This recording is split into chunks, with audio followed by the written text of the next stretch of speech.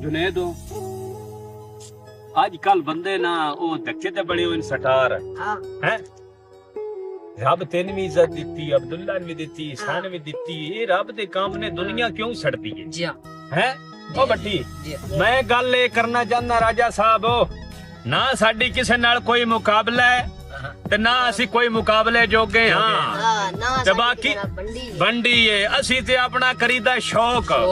ते वो असी शौक आई वाज धाज के करना है पूरा किसे दी कोई जरूरत नहीं कोई बंदा साडे ते गल करे या साडे नाल कोई कंट्रोवर्सी बनावे ओ भाई ਤੁਹਾਡਾ ਮੁਕਾਬਲਾ ਸਾਨੂੰ ਪਤਾ ਹੈ ਹੀ ਕੋਈ ਨਾ ਜਿਨ੍ਹਾਂ ਨੇ ਮੰਗਿਆ ਬੰਦਾ ਲੋਕੇ ਚੋਰਾ ਕੋਈ ਨਹੀਂ ਦਿੰਦਾ ਉਹ ਵੀ ਸਾਡੇ ਤੇ ਅਫਸਰ ਛੋਟ ਬੰਦਾ ਤੇ ਬਾਕੀ ਰਹੀ ਗੱਲ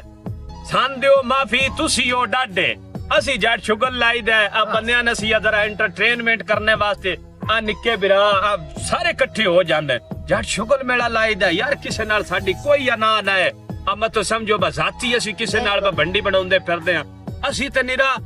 पंजाबी जुबान नु प्रमोट कर रहे हैं और वो बंदे मैं सामने ले आ रहे हैं जिन्हें बंदे जानते हैं ठीक है जेड़े पंजाबी जुबान दे प्रमोटर नो तो इंशाल्लाह अलग अलग स्टाइल दे विच